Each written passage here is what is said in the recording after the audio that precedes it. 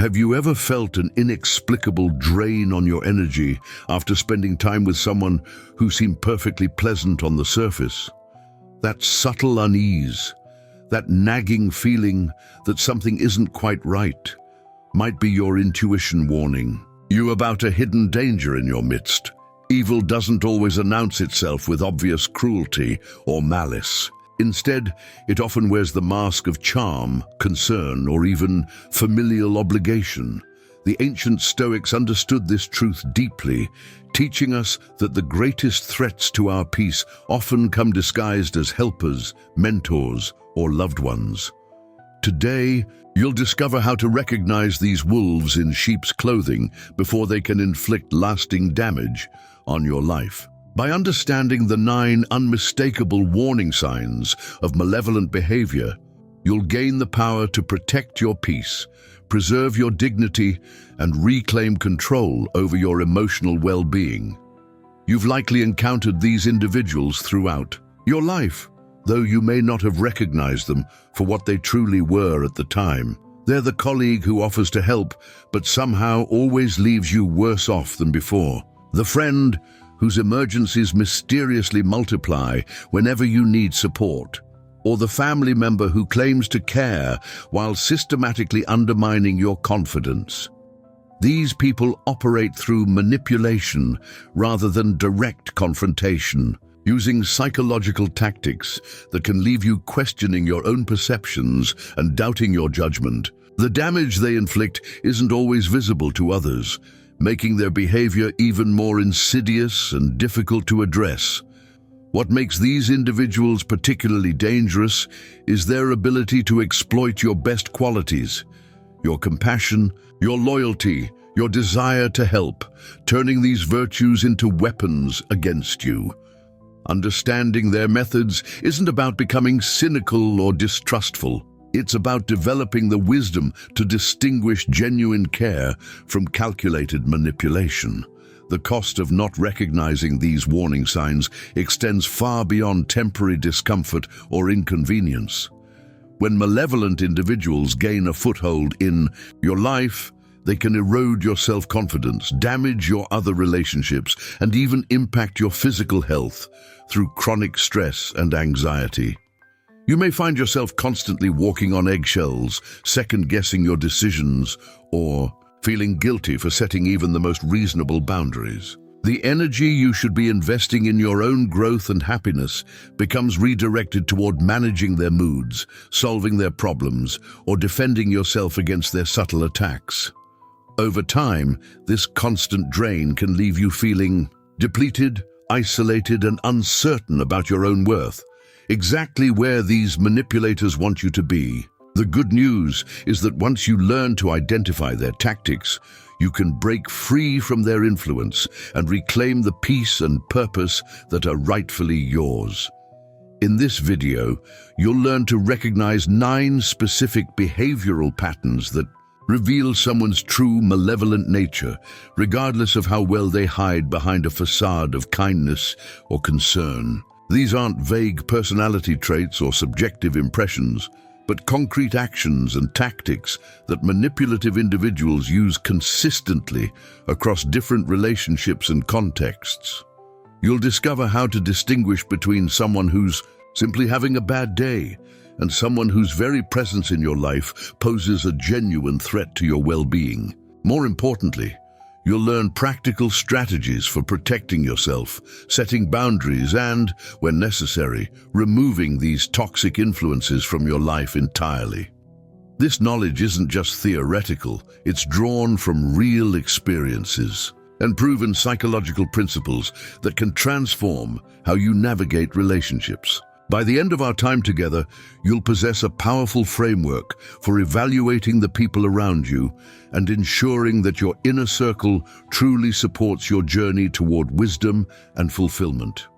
Marcus Aurelius wisely observed that the soul becomes dyed with the color of its thoughts, and by extension, the company we keep profoundly shapes who we become.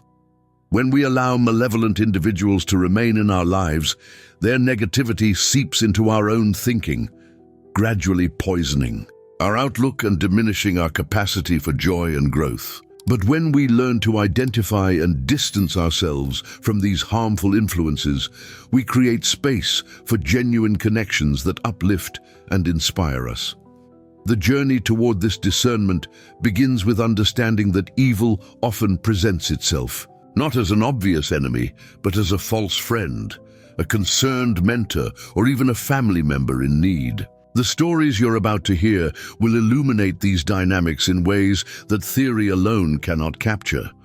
If this message resonates with you and you want to protect yourself and others from hidden manipulation, please take a moment to like this video and subscribe for more wisdom on navigating life's challenges with dignity and purpose. To illustrate this, let me tell you a story. In a bustling creative agency in the heart of a major city, Lena Harper sat at her desk, her fingers dancing across the keyboard as she put the finishing touches on her latest design proposal. At 27, she had finally landed what she considered her dream job, a position at one of the most respected agencies in the industry. The office hummed with creative energy, its open floor plan showcasing sleek workstations, walls adorned with award-winning campaigns, and floor-to-ceiling windows that flooded the space with natural light.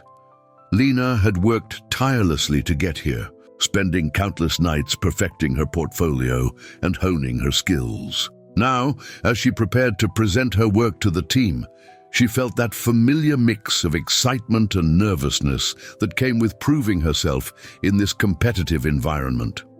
The door to the conference room opened, and in walked Jonah Reed, the creative director, who had become something of a legend within the agency.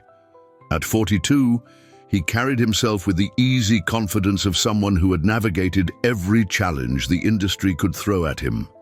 His salt and pepper hair was perfectly styled, his designer suit impeccable, and his smile warm enough to put even the most nervous junior designer at ease. "Lena," he said, his voice carrying that perfect blend of authority and approachability, "I've been reviewing your portfolio again. Exceptional work, truly exceptional." Lena felt her cheeks flush with pride. In her first week, Jonah had singled her out during a team meeting, praising her unique perspective and fresh approach to design. It wasn't common for senior management to take such direct interest in new hires, and she knew how fortunate she was to have caught his attention. "Thank you, Jonah. That means a lot coming from you," she replied, trying to keep her voice steady despite her excitement. "Listen," Jonah continued, pulling up a chair beside her rather than sitting across the desk, a gesture that felt both casual and intimate. "I see something special in you. Raw talent, yes, but more than that. You have the kind of creative vision that could really shake things up around here. I'd like to take you under my wing, so to speak. Personal mentorship. Not everyone gets this opportunity." The offer felt like winning the lottery. Jonah's previous mentees had gone on to win industry awards, land prestigious positions, and build impressive careers. Lena could hardly believe her good fortune. "I would be honored," she said, her heart racing with possibilities. Over the following weeks, Jonah's mentorship seemed like everything Lena had hoped for. He invited her to high-profile client meetings, introduced her to industry leaders at networking events, and spent hours discussing design philosophy and creative strategy. His feedback on her work was detailed and insightful, pushing her to explore new directions she hadn't considered. "You're progressing faster than anyone I've mentored," he would say, his approval washing over her like warm sunlight. But gradually, almost imperceptibly, things began to shift. The first sign came when Jonah recommended her for a project with a notoriously difficult client, a pharmaceutical company known for their impossible deadlines and constant revisions. "It's a challenging one," he admitted, "but I think you're ready. This will really showcase your abilities." When Lena expressed concern about the timeline, Jonah's expression turned paternal. "Trust me. I wouldn't put you forward if I didn't. Believe in you completely." The project was a disaster from the start. The client rejected every concept, demanded changes that contradicted their original brief, and blamed Lena for not understanding their simple requirements. When she sought Jonah's guidance, he seemed oddly unavailable, always in meetings or traveling. His assistant would relay messages. "Jonah says to trust your instincts. He believes in you." But instincts couldn't fix impossible deadlines or reconcile contradictory feedback. When the project inevitably failed, Jonah was the first to console her. "Don't be too hard on yourself," he said, his hand briefly touching her shoulder. "Sometimes clients just aren't ready for innovative thinking. I probably should have protected you from this one. You're just not quite there yet." The words stung, but what hurt more was the implication that she had somehow disappointed him. This pattern repeated itself with disturbing regularity. Jonah would enthusiastically recommend her for projects that seemed designed to fail, accounts with impossible budgets, campaigns with no clear direction, clients with reputations for being abusive to designers. Each time, his initial encouragement would evaporate when she needed support, replaced by gentle reminders that she wasn't quite ready or needed to develop thicker skin. The first warning sign had fully revealed itself. Jonah was sabotaging her growth while claiming to protect her. Every opportunity he provided came with hidden landmines, and every failure reinforced her dependence on his guidance. It was a masterful manipulation, positioning himself as her savior while actively engineering her downfall. The second sign emerged during one particularly frustrating afternoon. Lena had just received another round of contradictory feedback from a client, and she approached Jonah's office hoping for clarity. She found him reviewing her work with another senior designer, their heads bent together over her layouts. "The problem with Lena," she heard him say before noticing her in the doorway, "is that she takes everything so personally, too sensitive for this business, perhaps." When she confronted him later, Jonah's response was a masterclass in gaslighting. "You misunderstood the context," he said, his voice dripping with concern. "I was defending you, explaining why the client's harsh feedback was affecting you so deeply. But see, this reaction right here proves my point. You're imagining hostility where there's only support." Lena found herself apologizing, confused about what she had actually heard versus what Jonah was telling her she had heard. This became a recurring theme. When she questioned why she wasn't invited to a creative strategy meeting, Jonah would insist he had told her about the schedule change. When she showed him emails proving otherwise, he would shake his head sadly. "You're creating problems where none exist. This paranoia is going to hurt your career more than any design critique ever could." The gaslighting intensified over time. Jonah would give her verbal instructions, then deny them when the results didn't match his actual expectations. He would praise her work in private, then criticize it in team meetings, later claiming she had misremembered his feedback. "I worry about you," he would say, his brow furrowed with manufactured concern. "This inability to accurately perceive reality is troubling." The third sign, social isolation, was perhaps the most insidious. Lena began to notice that colleagues who had been friendly during her first weeks now seemed distant. Lunch invitations dried up.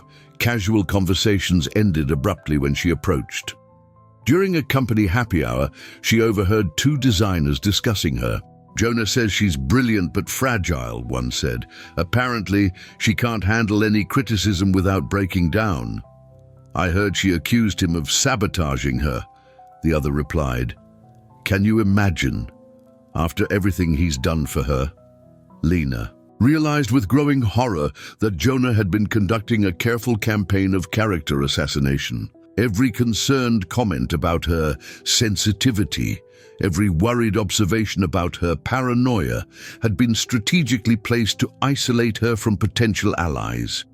He had painted her as unstable and ungrateful, ensuring that any attempt to seek Support or validation from colleagues would be met with skepticism. The isolation served multiple purposes. Without peer support, Lena became increasingly dependent on Jonah's approval and guidance. She had no one to reality check his gaslighting, no one to confirm that his behavior was indeed unusual and harmful. The creative community that should have been her professional network now viewed her as a liability, someone to be avoided lest her instability reflect poorly on them. In team meetings, Jonah would make subtle comments that reinforced her isolation. "Let's give Lena some space to work through her challenges," he would say when dividing up collaborative projects. "She performs better without too much input from others." To anyone listening, it sounded like accommodation. To Lena, it felt like being sealed in a transparent box, visible to everyone but unable to truly connect. The final straw came during a presentation to the agency's biggest client. Jonah had assured her that her concepts were perfect, that this would be her moment to shine. But as she stood before the clients, clicking through her carefully crafted slides, she watched Jonah's face transform.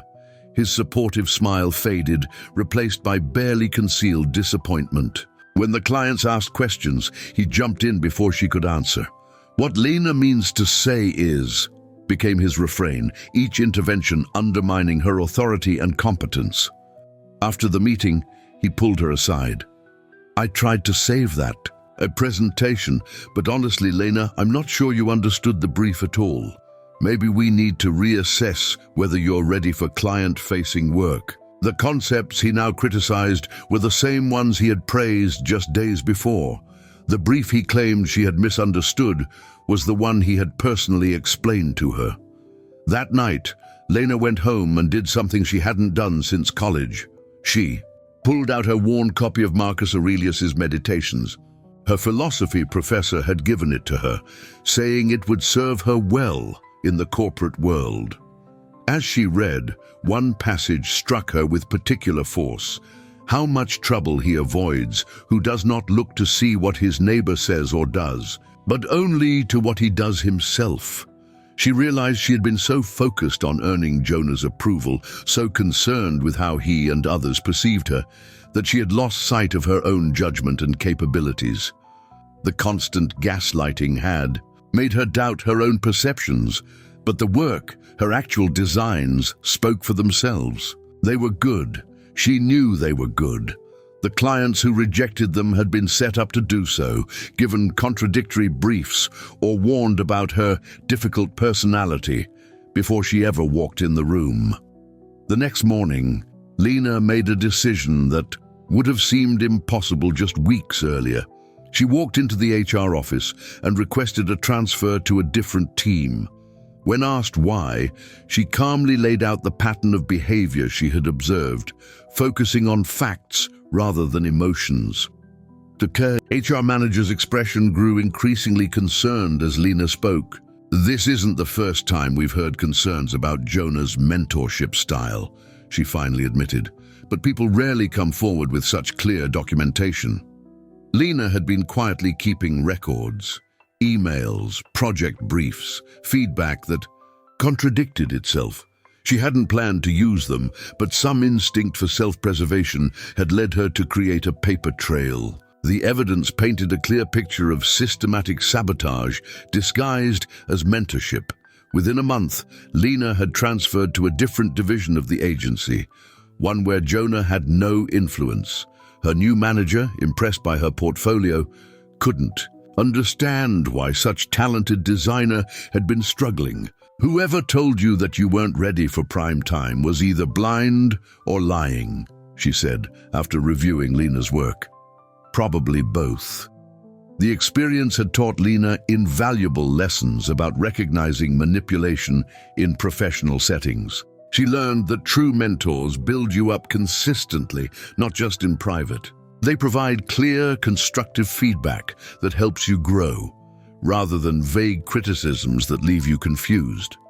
Most importantly, they encourage you to build relationships across the organization, knowing that a strong network benefits everyone. The 3 warning signs Jonah had displayed: sabotaging growth while claiming protection, emotional gaslighting that distorted reality, and social isolation through character assassination, became Lena's guide for evaluating future professional relationships. She shared her story with other young designers, hoping to spare them similar experiences. Many were surprised to learn that such behavior could come from someone in a position of authority and trust. Looking back, Lena recognized that Jonah's behavior stemmed from his own insecurities. He needed to feel superior, to be the generous mentor to grateful protégés who never quite measured up to his level. When someone showed genuine talent that might eclipse his own, he felt threatened. His solution was to dim their light before it could shine too brightly. It was evil in its most insidious form, destruction disguised as development, harm masquerading as help. The stoic wisdom that had guided her through the darkness became a cornerstone of her professional philosophy. She learned to trust her own judgment while remaining open to genuine feedback. She built relationships based on mutual respect rather than hierarchical dependence. Most importantly, she recognized that her worth as a designer and as a person was not dependent on any one person's approval or validation. Years later, when Lena had become a successful creative director herself, she made a point of providing genuine mentorship to young designers. She remembered the hunger for guidance, the vulnerability of those early career years, and the damage that a malevolent mentor could inflict. Her approach was the opposite of Jonah's: transparent, empowering, and focused on building independence rather than dependence. When her mentees succeeded, she celebrated publicly. When they struggled, she provided specific, actionable feedback. And always, she encouraged them to build broad networks of support. The story of Lena and Jonah illustrates how evil can infiltrate our professional lives through the very relationships we believe will help us grow. These 3 warning signs: sabotage disguised as protection, gaslighting that distorts reality, and isolation from potential allies, are not limited to workplace settings. They appear in friendships, romantic relationships, and family dynamics. The key is learning to recognize them early, before they can inflict lasting damage on your confidence and career. If this story resonated with your own experiences, please subscribe to hear more insights on protecting yourself from hidden manipulation and building relationships that truly support your growth. Sometimes evil wears an even more deceptive mask, that of friendship and fun. Let me share another story that shows what I mean. Owen Fletcher stood in the doorway of his new apartment, cardboard boxes stacked behind him, feeling that peculiar mix of excitement and anxiety that comes with starting fresh. At 21, this was his first time living away from his small hometown, having transferred to a university in a bustling college town to pursue his engineering degree.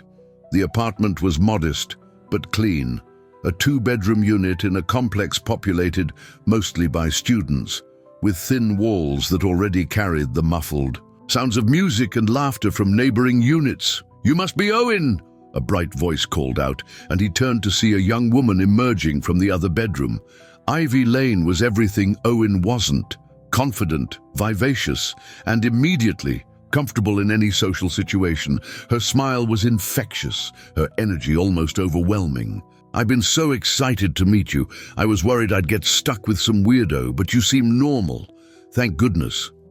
Within hours of his arrival, Ivy had helped him unpack, shown him the best local coffee shops, and introduced him to what felt like half the building. She moved through social spaces like a dancer, drawing people into her orbit with an ease that Owen found both admirable and slightly intimidating. "Stick with me," she said, throwing an arm around his shoulders as if they'd known each other for years.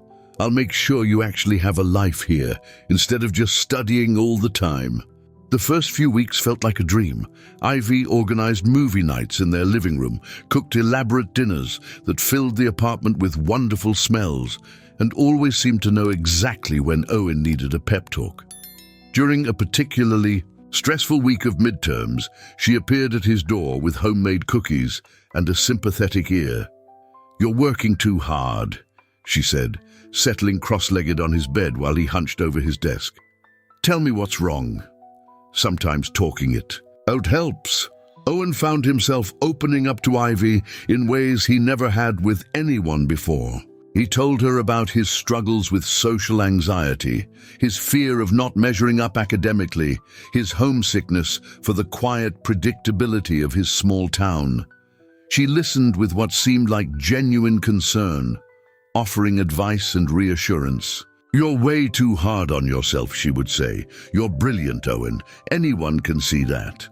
But gradually, small inconsistencies began to appear in Ivy's stories. The fourth warning sign, chronic dishonesty, revealed itself slowly like cracks spreading through a facade. One week she was a marketing major. The next, she was studying psychology. Her job at a local boutique became a position at a tech startup, then transformed into freelance graphic design work. When Owen gently pointed out these contradictions, Ivy would laugh and wave her hand dismissively. "Oh, you know me. I'm terrible with details. Did I say marketing? I meant communications." They're basically the same thing. The lies extended beyond her academic and professional life. She would borrow $20 for groceries, then post photos from expensive restaurants that same evening. When confronted, she'd claim the meal was a gift from a friend, or that she'd forgotten about paying him back, or that she definitely gave him the money and he must have forgotten. Each lie was small enough to seem insignificant, but they accumulated like drops of poison, slowly eroding Owen's ability to trust his own perceptions. The fifth sign manifested in more tangible ways, covert sabotage designed to destabilize and control. Owen's expensive noise-canceling headphones, essential for studying in their noisy building, mysteriously developed a short in the wire. His meticulously organized class notes would be shuffled or go missing entirely. The night before a crucial presentation, his laptop charger vanished, only to reappear days later under Ivy's bed. "Oh my God, how did that get there?" she exclaimed, eyes wide with feigned surprise. "Maybe it got mixed up when I was cleaning. I'm so sorry."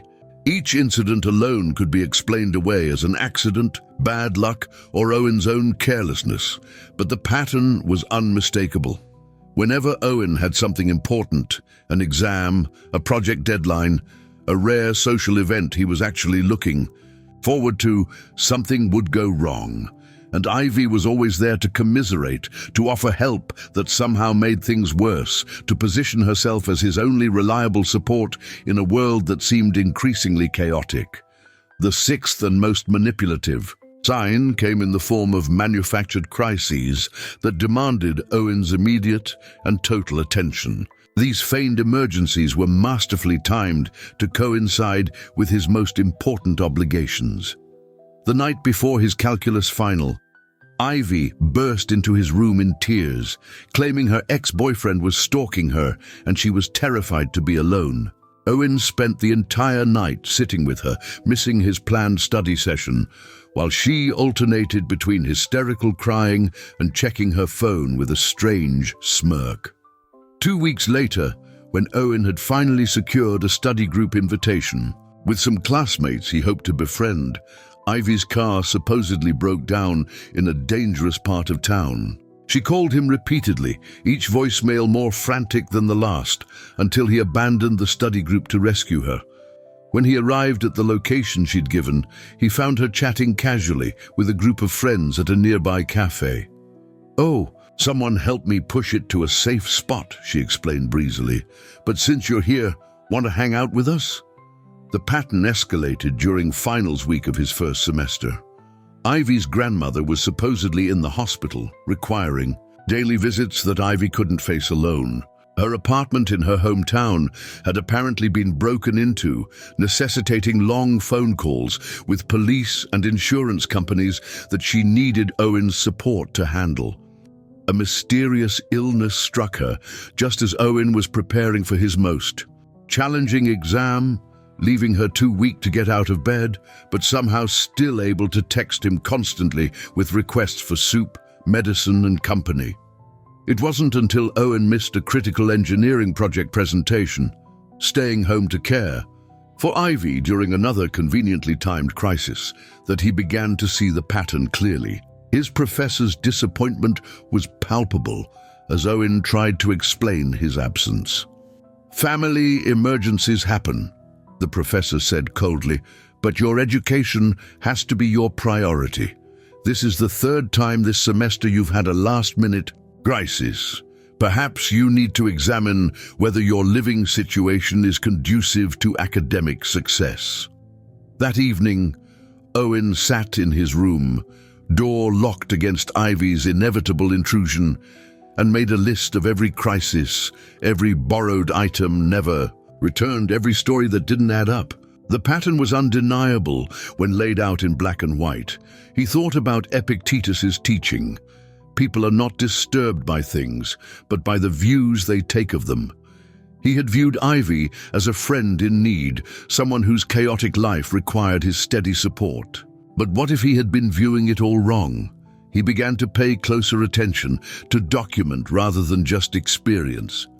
When Ivy claimed to be at work, he noticed her car in the parking lot. When she had another stalker incident, he saw her posting cheerful selfies from a party during the time she was supposedly hiding in fear.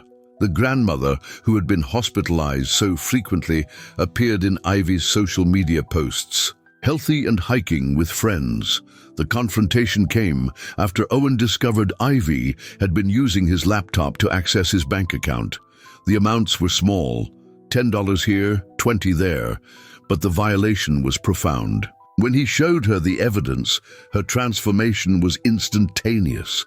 The warm, bubbly friend vanished, replaced by someone cold and calculating. "You're being paranoid," she said, her voice flat. "Maybe you forgot about giving me your PIN for emergencies. You forget a lot of things, Owen. Everyone's noticed how scattered you've been lately." It was gaslighting, pure and simple, but this time Owen was prepared. He had kept records, saved texts, documented the patterns. "I'm moving out," he said simply. "I've already found another place." Ivy's reaction cycled through manipulation, tactics, like a desperate gambler playing their last cards. First came tears and apologies, then anger and accusations, then threats of self-harm if he abandoned her. When none of it worked, she settled on a final attempt at control. "Good luck finding anyone else who actually wants to be your friend. I'm the only person who could tolerate how pathetic you are." But Owen had learned something valuable from their toxic dynamic. True friendship doesn't require constant crisis management. It doesn't demand that you sacrifice your own well-being to prove your loyalty. Real friends support your success rather than sabotaging it. Celebrate your achievements rather than undermining them, and respect your boundaries rather than constantly testing them. He moved out the next week, despite Ivy's escalating attempts to create new emergencies.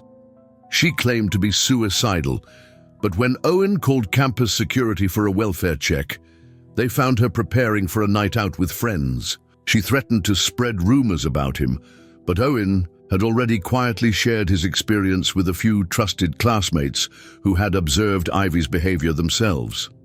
In his new apartment, a studio where he lived blissfully alone, Owen found the peace he needed to focus on his studies. His grades improved dramatically, without the constant interruptions and manufactured drama.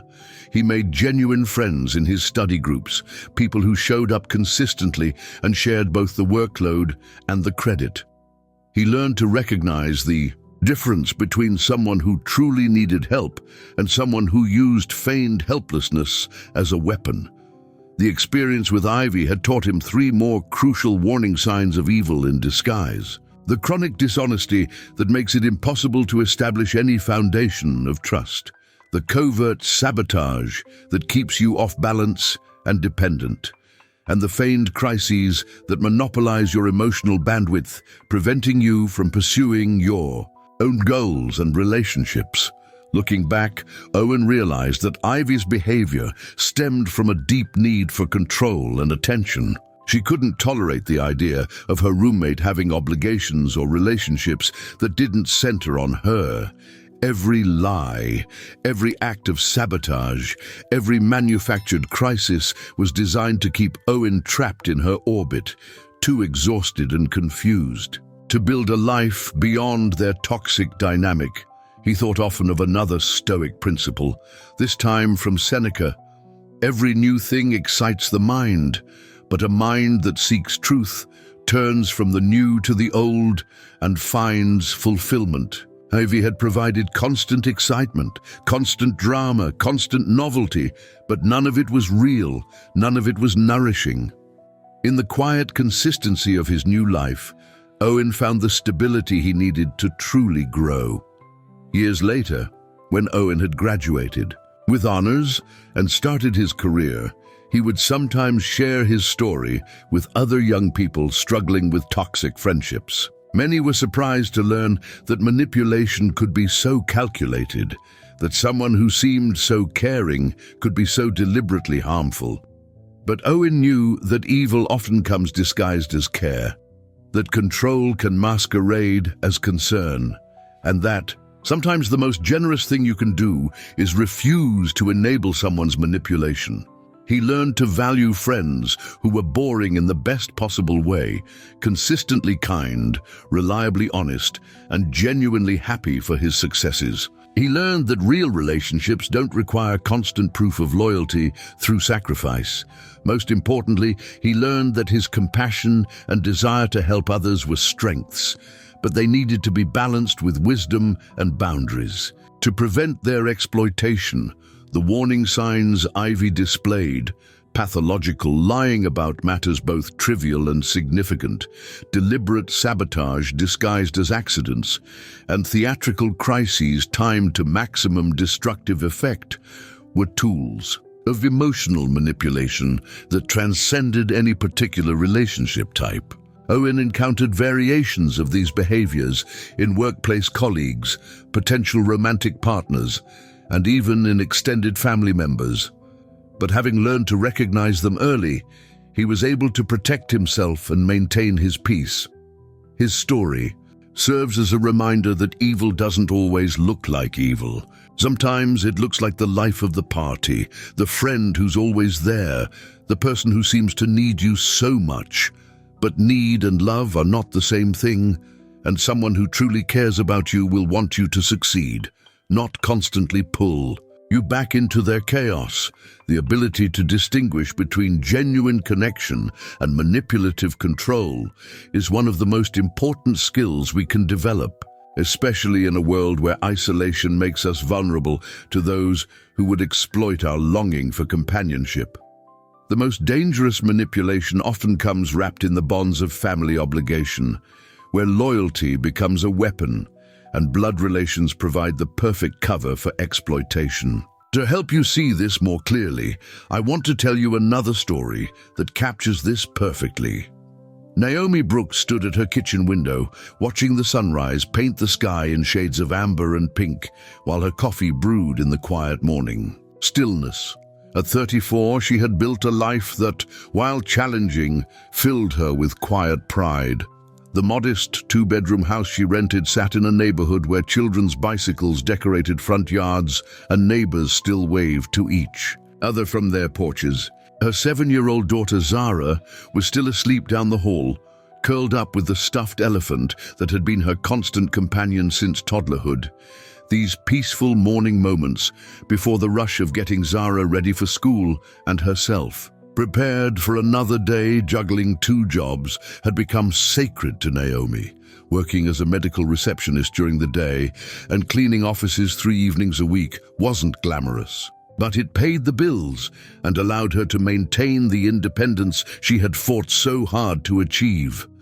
After Zara's father had disappeared when their daughter was just 2, leaving behind nothing but debt and broken promises, Naomi had learned to rely on herself completely. She had rebuilt their life from scratch, creating routines and traditions that gave Zara stability and herself a sense of purpose. The walls of their small home were covered with Zara's artwork, family photos, and motivational quotes that had carried Naomi through the darkest periods of single motherhood. The text message that would upend this carefully constructed piece came on a Tuesday morning, just as Naomi was packing Zara's lunch. "Hey cousin, I know it's been years, but I'm going through a rough patch. Could we talk? I really need family right now." The message was from Victor Ellis, her cousin from her father's side of the family. They had grown up together during childhood, summers at their grandmother's house, but had drifted apart in adulthood. Naomi remembered him as charming but unreliable, the kind of person who could talk his way into or out of anything but struggled to maintain steady employment or relationships. "When I see," Victor called that evening. His voice carried a weariness that tugged at Naomi's compassionate heart. He explained that he had lost his job, his apartment, and was sleeping in his car. He had burned bridges with his immediate family through a series of poor decisions and was reaching out to her as his last hope for a fresh start. "I know I haven't been the best cousin," he said, his voice breaking slightly, "but I'm trying to turn my life around. I just need a safe place to land while I get back on my feet. I could help with Zara, do repairs around the house, whatever you need. I promise I won't be a burden." Against her better judgment, but moved by his apparent desperation and her own memories of their childhood bond, Naomi agreed to let Victor stay in her spare room temporarily.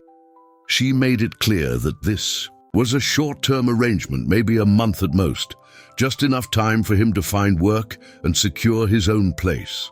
"I appreciate this more than you know," Victor said when he arrived 2 days later with a single duffel bag and a grateful smile. "You're saving my life, Naomi. I won't forget this." For the first week, Victor seemed like the answer to prayers Naomi hadn't even known she was praying. He was up early, making coffee and breakfast, offering to drive Zara to school so Naomi could get to work without rushing. He fixed the leaky faucet in the bathroom that Naomi had been meaning to address for months, reorganized her cluttered garage, and even helped Zara with her homework in the evenings. "Uncle Victor makes everything fun," Zara told her mother, describing elaborate games Victor had invented to help her practice math facts. But gradually, almost imperceptibly, the dynamics began to shift. The 7th warning sign, a profound lack of empathy for others' vulnerabilities and struggles, emerged through Victor's casual cruelty disguised as humor. When Zara expressed fear about a thunderstorm one evening, Victor rolled his eyes and laughed.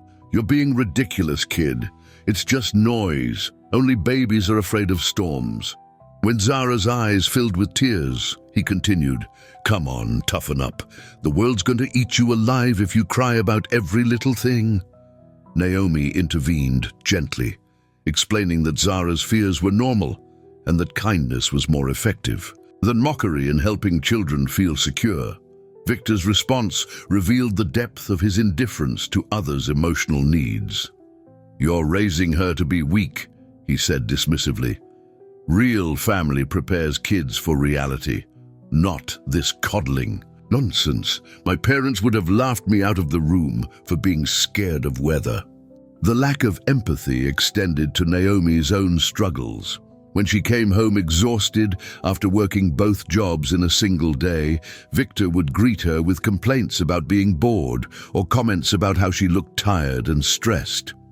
"Maybe if you managed your time better, you wouldn't be so frazzled all the time," he would say, lounging on her couch while she collapsed into the remaining chair. When she explained the financial pressure of supporting their household on 2 modest incomes, he shrugged. "That's what you chose when you decided to have a kid. I never wanted that kind of responsibility." His dismissive attitude toward her sacrifices became particularly galling when she worked late shifts at the cleaning service.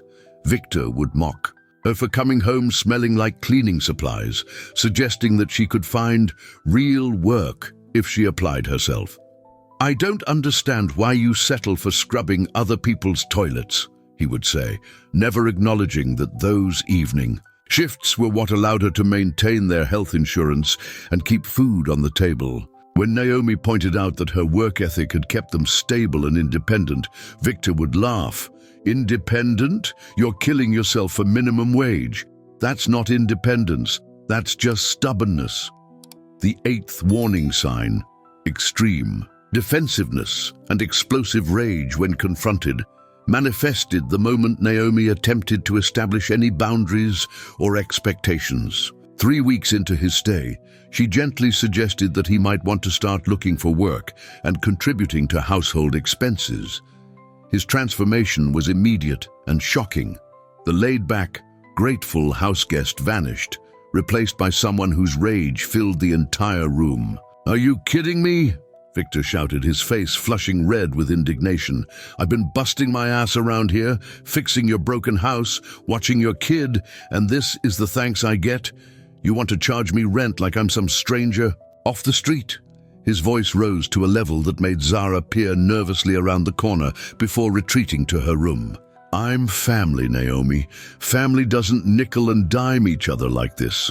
When Naomi tried to explain that she wasn't charging him rent, but simply asking him to contribute to groceries and utilities, expenses that had increased significantly since his arrival, Victor's defensiveness escalated into personal attacks. "You know what your problem is?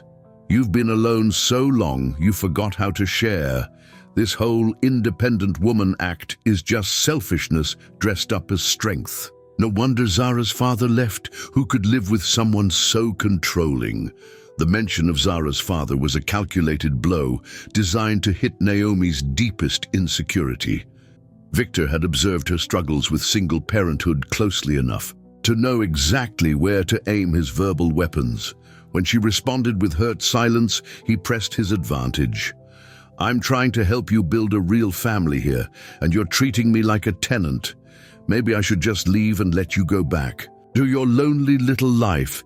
See how much you miss having someone around who actually cares." This pattern repeated itself every time Naomi attempted to address any aspect of their living arrangement. A request that he clean up after himself in the kitchen resulted in accusations that she was obsessive and unwelcoming. A suggestion that he helped with some of the childcare responsibilities he had volunteered for led to an explosive rant about being taken advantage of and treated like unpaid labor. Even casual comments about household routines or Zara's schedule were met with defensive anger and accusations that Naomi was trying to control and manipulate him.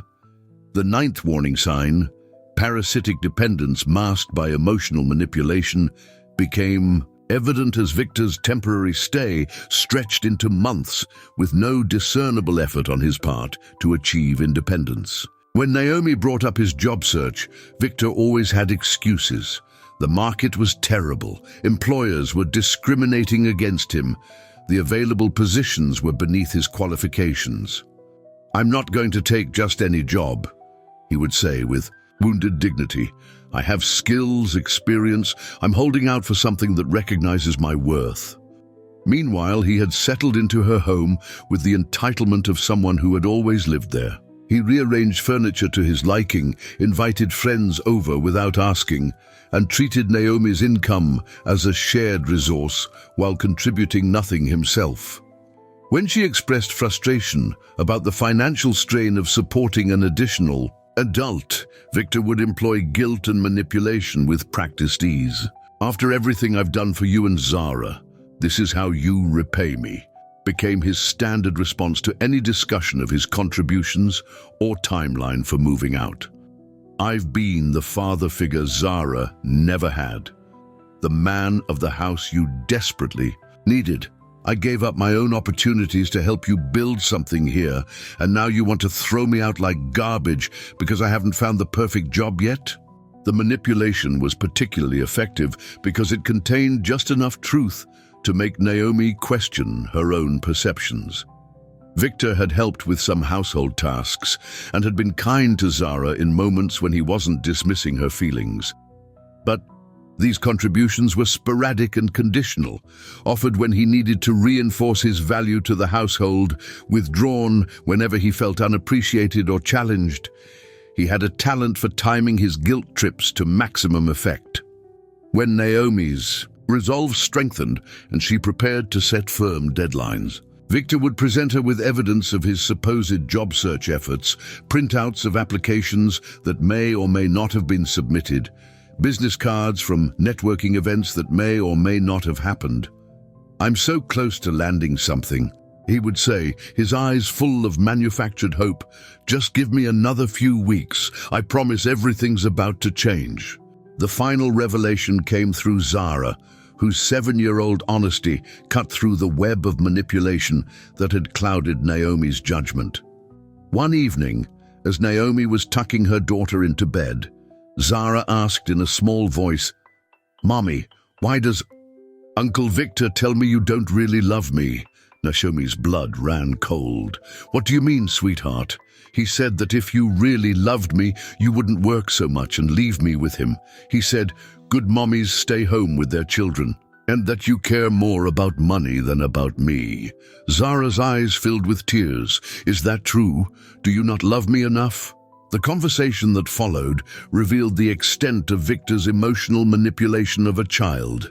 He had been systematically undermining Naomi's parental authority, telling Zara that her mother's work schedule indicated a lack of love, that his presence was the only thing keeping their family together, and that any changes to their living arrangement would mean abandonment and instability for Zara. It was psychological warfare conducted against a 7-year-old, designed to ensure that any attempt to remove Victor from their lives would be met with resistance and distress from the very person Naomi was trying to protect. The cruelty of using a child's natural insecurities as weapons in an adult power struggle revealed the depth of Victor's malevolence. That night, as Naomi sat in her kitchen after Zara had finally fallen asleep, she opened the book of Stoic philosophy that had sustained her through previous challenges. Seneca's words jumped out at her. "We suffer more often in imagination than in reality." She realized that her fear of confronting Victor, her worry about disrupting Zara's routine, her anxiety about managing alone again, all of these concerns were being magnified by Victor's manipulation. The reality was that she had been managing just fine before his arrival. Their life had been peaceful, stable, and filled with genuine affection. The chaos, stress, and emotional turmoil of the past months weren't inevitable aspects of their family dynamic. They were the direct result of Victor's presence and his systematic undermining of their happiness. The next morning, while Victor was still sleeping, Naomi called her supervisor and arranged to take a personal day. She spent the day researching tenant rights, consulting with a family counselor about how to explain the situation to Zara, and contacting a locksmith. When Victor emerged from his room that afternoon, she was waiting with a formal notice to vacate and a clear, non-negotiable timeline. Victor's response cycled through all his familiar tactics: rage, guilt, manipulation, threats to leave immediately and never return.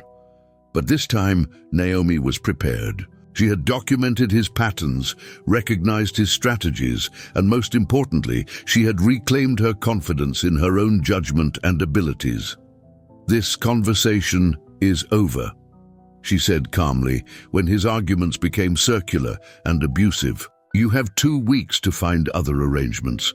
I'll help you research resources for housing assistance and job placement services. But this living situation is ending." The transformation in their household was immediate and profound. Without Victor's constant emotional manipulation and manufactured drama, Zara returned to her naturally cheerful disposition. The house felt peaceful again, free from the undercurrent of tension that had characterized the past months. Naomi's stress levels decreased dramatically once she no longer had to navigate Victor's moods and demands. Most importantly, Naomi learned to trust her instincts about people and situations. The experience had taught her that family obligations don't supersede personal boundaries, that helping someone shouldn't require sacrificing your own well-being or that of your children, and that true gratitude is expressed through respect and consideration, not demands and manipulation. The 3 warning signs Victor had displayed: profound lack of empathy for others' struggles, explosive defensiveness when confronted with reasonable expectations, and parasitic dependence disguised as family loyalty became Naomi's guide for evaluating future relationships. She shared her story with other single parents, helping them recognize similar patterns in their own lives. Years later, when Zara was old enough to understand, Naomi explained why Uncle Victor had left and how his behavior had affected their family. "Sometimes people we care about aren't healthy for us to be around," she said. "Loving someone doesn't mean letting them hurt you or treat you badly. The strongest thing we can do is protect ourselves and each other from people who don't respect our boundaries." The experience had reinforced one of the most important lessons of single parenthood, that stability and peace are more valuable than the illusion of help that comes with strings attached. Victor's departure had initially felt like a loss of support, but it actually represented a return to genuine independence and emotional security. Naomi's story illustrates how evil can infiltrate our most intimate spaces through the manipulation of family bonds and parental fears. The 3 warning signs she encountered, lack of empathy, explosive defensiveness, and parasitic dependence, are not limited to family relationships, but appear in romantic partnerships, friendships, and professional connections where one person seeks to exploit another's sense of duty or compassion. If this story helped you recognize similar patterns in your own life, please like this video to help others discover these important insights. The final aspect of this manipulation is perhaps the most important to understand: how all these warning signs work together to create a web of control that can trap even the most independent and capable individuals. The 3 stories you've just heard, Lena's experience with a manipulative mentor, Owen's toxic roommate situation, and Naomi's struggle with a parasitic family member, illustrate a profound truth that the Stoic philosophers understood centuries ago. Evil rarely announces itself with obvious malice. Instead, it infiltrates our lives through the very relationships we believe should nurture and support us. These individuals exploit our trust, our compassion, and our desire for connection, turning our greatest strengths into vulnerabilities. From these experiences, 9 critical warning signs emerge that can help you identify malevolent behavior before it destroys your peace and undermines your progress. The first 3 signs reveal themselves in professional and mentorship contexts, sabotaging your growth while claiming to protect you, emotional gaslighting that makes you question your own perceptions, and deliberate isolation from potential sources of support. Jonah's treatment of Lena demonstrated how these tactics work together to create dependence and self-doubt. A true mentor builds your confidence and encourages broad professional relationships. Someone displaying these warning signs is not developing your potential.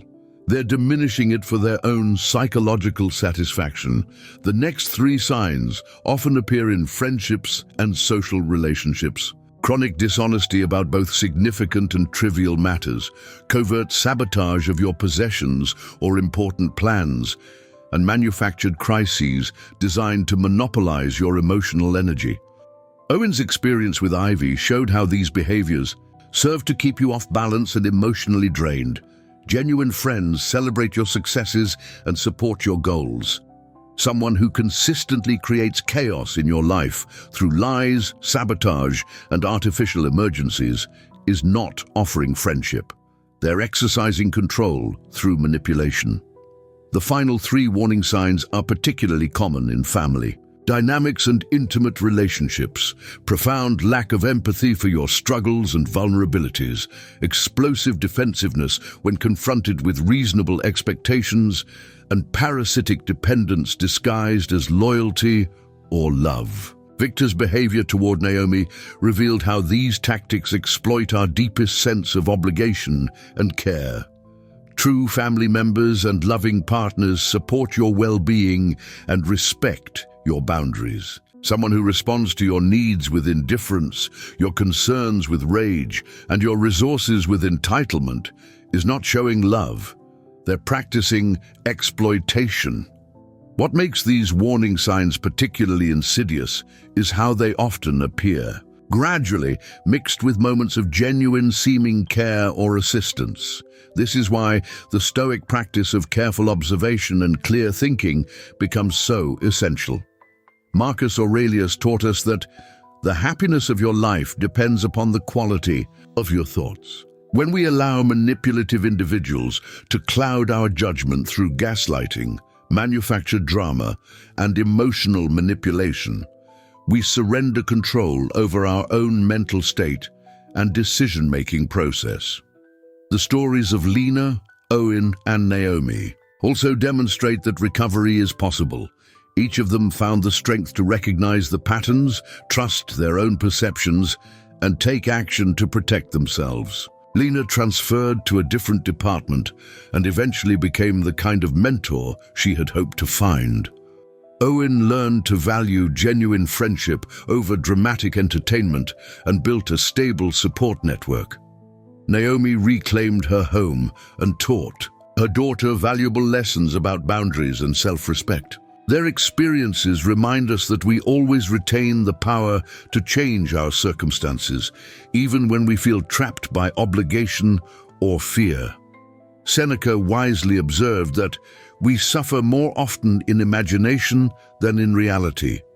Much of what keeps us bound to toxic relationships is our fear of the imagined consequences of setting boundaries or ending harmful connections.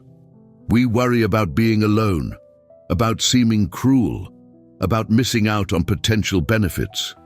But as these stories illustrate, the reality of removing malevolent influences from our lives is typically far more positive than our fears suggest. Peace, clarity, and genuine connection await on the other side of difficult but necessary decisions. Now I want you to think honestly about your own relationships. Are there people in your life who consistently display these warning signs? Someone who claims to care about you but regularly leaves you feeling confused, depleted, or diminished.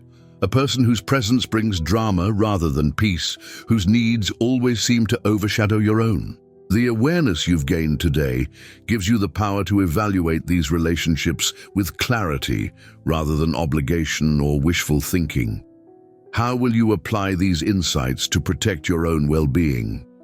Will you start documenting patterns of behavior rather than dismissing red flags? Will you trust your instincts when someone's actions don't match their words? Will you remember that setting boundaries with manipulative people isn't cruelty, it's self-preservation? The choice to surround yourself with people who genuinely support your growth and respect your worth is one of the most important decisions you can make for your happiness and peace of mind. Remember that you have the right to expect honesty, respect, and genuine care from the people in your inner circle. You deserve relationships that energize rather than drain you, that build your confidence rather than undermine it, that celebrate your successes rather than sabotage them. The Stoic philosophers remind us that we cannot control others' behavior, but we can absolutely control who we allow continued access to our time, energy, and emotional well-being. If this message has opened your eyes to patterns you hadn't recognized before and inspired you to make positive changes in your relationships, please like this video and subscribe to our channel for more wisdom on navigating life's challenges with dignity and strength.